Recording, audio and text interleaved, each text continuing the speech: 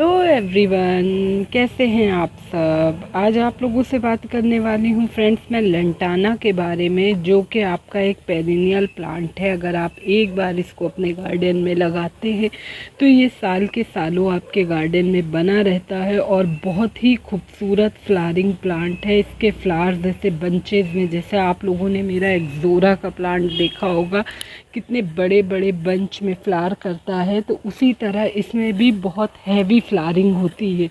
सबसे पहले फ्रेंड्स बात करती हूँ कि ये आपको इस टाइम किस रेंज में मिलेगा। तो मेरा प्लांट बहुत छोटा था तो मुझे ये 40 रुपीज़ में मिला, लेकिन अगर जब मैंने इसको ला के लगाया मुझे करीब 15-20 दिन हो रहा है और भी छोटा था, तो 40 रुपीज़ में उन्होंने मुझे ये दिया था। लेकिन अगर आप लोग इतने बड़े में लेते हैं और अगर उसमें फ्लावर्स हैं तो वो आपको 80 रुपीज़ से कम में नहीं मिलेगा। लेकिन अगर एक बार लगाते हैं तो पेरिनियल प्लांट है, साल के सालों आपके गार्डन में ये बना रहेगा।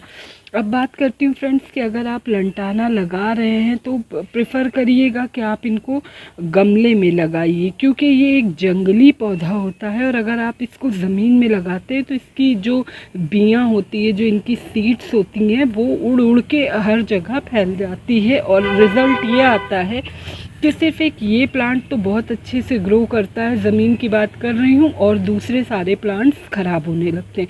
तो अगर आप इनको गमले में लगाते हैं तो आप इनको कंट्रोल ग्रोथ ले सकते हैं, इससे आप अपने मनचाही शेप दे सकते हैं। और गमले में एक फ़ायदा ये भी होता है कि इसकी सीड्स इधर से उधर फैलती नहीं हैं और ये बहुत अच्छे से चलता है आपका। इसकी फ्रेंड्स बात करूं वैरायटीज़, तो इसमें 2 वैरायटीज़ आती हैं। एक इसकी ड्रॉप वैरायटी होती है जो कि मेरा है, और एक होती है इसकी लॉन्ग वैरायटी, लंबा वाइन टाइप में। तो आप अगर गमले में लगा रहे हैं तो प्रेफर करिए कि आप ड्रॉप वैरायटी ही चूज़ करिए, जिससे आप उसको एक बुशनुमा शेप दे सकें, तो वो बहुत अच्छे से होता है। इसमें बहुत सारे कलर्स आते हैं फ्रेंड्स इनके, जैसे कि ऑरेंज, रेड, येलो, वाइट, बहुत डिफरेंट कलर्स आते हैं और ये बहुत खूबसूरत फ्लावरिंग प्लांट है। लो मेंटेनेंस प्लांट है, कोई बहुत ज़्यादा आपसे केयर नहीं लेता और आपको इनको ज़रूर लगाना चाहिए। ये पेरिनियल प्लांट होता है। अब अगर बात करूं फ्रेंड्स पॉट सिलेक्शन, तो इनको जो गमला आप दीजिए, कोशिश करिए कि आप मिट्टी का ही गमला अपने प्लांट को प्रोवाइड करिए। मिट्टी का गमला इनके लिए बेस्ट होता है। दूसरी बात ये कि इनको कोई बहुत बड़े गमले की ज़रूरत नहीं होती। मैं देखिए इसको नर्सरी से लेकर आई, लाने के साथ ही मैंने इसको, मेरे पास ये 10 इंच का पॉट खाली था, मैंने डायरेक्ट उसी में इसको लगा दिया। अगर मेरे पास, आप इसको 7 इंच का भी पॉट दे सकते हैं और ये साल 1.5 साल उस 7 इंच के पॉट में भी ईजिली चल जाता है। मैंने इसको 10 इंच का पॉट दिया, इसको रीपॉटिंग बार बार पसंद नहीं है। अगर इस एक पॉट में लगा के मैं इसको 2-3 साल के लिए भी छोड़ दूँ तो कोई मसला नहीं होगा, ये बहुत अच्छे से ग्रो करता रहेगा। तो इसको कोई बहुत बड़ा पॉट की ज़रूरत नहीं होता है। पॉट इसको 8 से 10 इंच का पॉट जो है वो सफिशिएंट होता है इनके लिए। ये देखिए मैंने एक बोगनवेलिया अपना कट किया था, तो उसकी कटिंग भी मैंने इसी में लगा दी थी। अगर ये चल गई तो इसमें रूट्स वगैरह आ जाएंगी, तो इसी गमले के साइड में ही मैंने उसको भी लगा दिया था।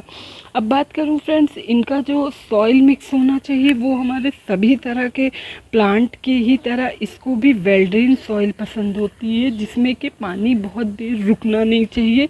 तो अगर आप इसको लगा रहे हैं तो कम से कम आप 40% तक बालू ऐड करेंगे। बालू से होता क्या है फ्रेंड्स, जो आपका रिवर सैंड होती है उससे होता क्या है कि आपके प्लांट में पानी रुकने नहीं पाता, फटाक से ड्रेन आउट हो जाता है।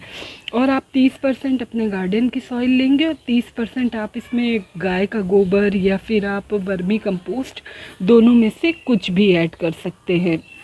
अब बात करती हूँ फ्रेंड्स इनकी सनलाइट की, तो ये एक ऐसा प्लांट है जिसको कम से कम, अब जो अक्टूबर टाइम चल रहा है इसमें मैं इसको ऐसी जगह रखने वाली हूँ फ्रेंड्स जहाँ पे इसमें सारा दिन की तेज़ धूप पड़े। इनको जितनी अच्छी धूप मिलेगी ये अपनी ग्रोथ उतनी अच्छी करेगा और इसमें फ्लावरिंग भी उतनी अच्छी आएगी। अब जैसे कि देखिए मेरे बहुत सारे लोगों की ये शिकायत होती है कि उन्होंने लंटाना का प्लांट लगा तो लिया लेकिन उनकी फ्लावरिंग नहीं आ रही है। तो अगर आपका प्लांट, मैंने तो खैर अभी फ्रेंड्स इसको एक 15-15 दिन पहले लगाया है, तो अब मेरे में भी देखिए इसने अपनी न्यू ग्रोथ स्टार्ट कर दी है। हर जगह से देखिए इसकी ब्रांचेस आना स्टार्ट हो गई हैं।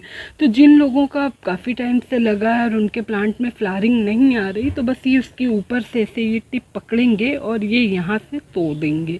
जितना ज़्यादा आप इनको कट करेंगे ये उतनी ज़्यादा मल्टीपल ब्रांचेस डेवलप करेगा, और इसमें भी जितनी ज़्यादा ब्रांचेस होंगी उतनी ही ज़्यादा इसमें फ्लावरिंग अच्छी आएगी। तो जिनकी फ्लावरिंग नहीं आ रही, पहला काम करेंगे उनकी टिप को ऐसे कट कर देंगे।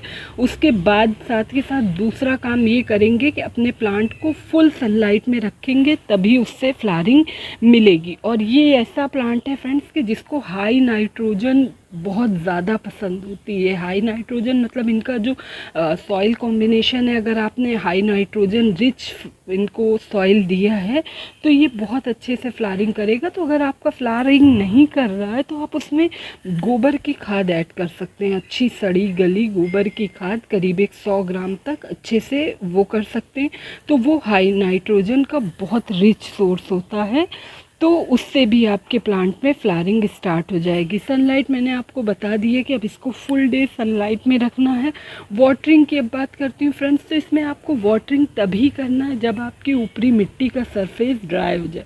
अभी तो मैं इसको डेली वाटरिंग कर रही थी, बट अब मैं कल से करूँगी क्या फ्रेंड्स, इसमें एक दिन पानी दूँगी, फुल सनलाइट में रखूँगी, एक दिन अच्छे से वाटरिंग करूँगी और नेक्स्ट डे उसमें वाटरिंग नहीं करूँगी, या फिर अगर मिट्टी ज़्यादा सूख गई तो फिर पानी डाल भी दूँगी।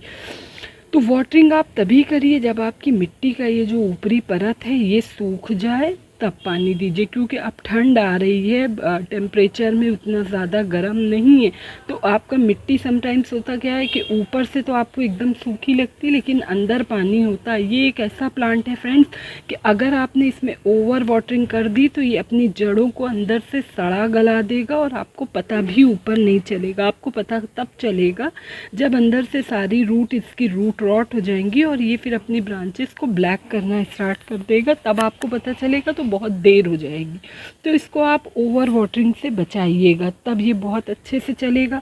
अब बात करती हूँ पेस्ट की, तो फ्रेंड्स ये ऐसा प्लांट है कि इसमें जल्दी कोई पेस्ट वगैरह अटैक, मतलब कीड़े मकोड़े फंगस, इनका अटैक इस पर जल्दी होता नहीं है।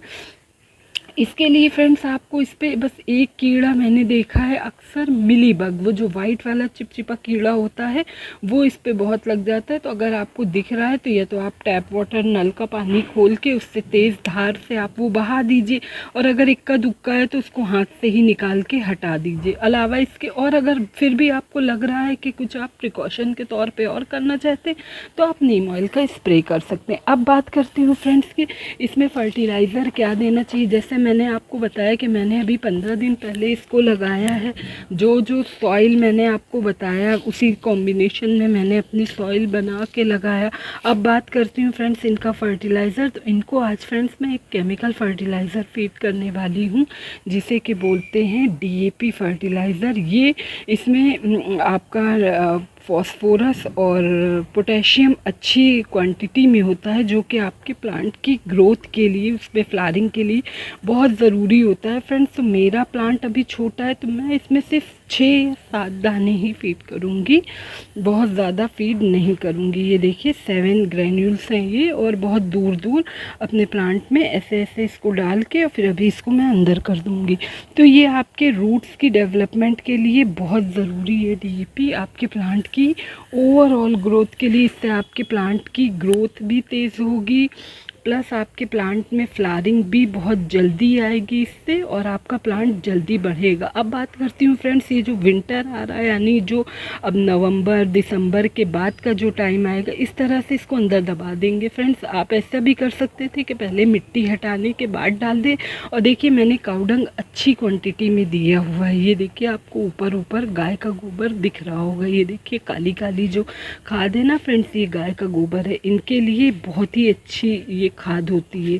तो अब बात करती हूँ फ्रेंड्स, ये जो दिसंबर आ जाएगा, जनवरी आ जाएगा, तो ये उस प्लांट का डोरमेंसी पीरियड है। अब आज जो मैंने इसको ये DAP फर्टिलाइज़र दिया है, अब इसके बाद मैं इसमें कोई भी हैवी फर्टिलाइज़र नहीं दूंगी।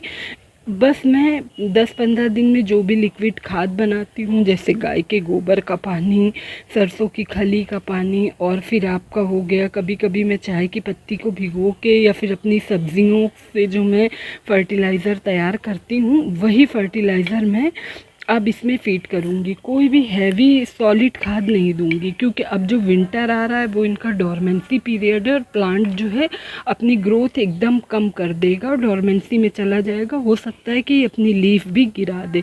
तो उस टाइम में आप ना अपने प्लांट को ओवर फर्टिलाइज करिएगा, ना ओवर वाटरिंग करिएगा। इन दो चीज़ों का अगर आपने ध्यान रख लिया तो आपका प्लांट बहुत अच्छे से सर्वाइव करेगा। ये एक छोटी सी इन्फॉर्मेशन थी लंटाना प्लांट के बारे में। होप आप लोग को अच्छी लगी होगी।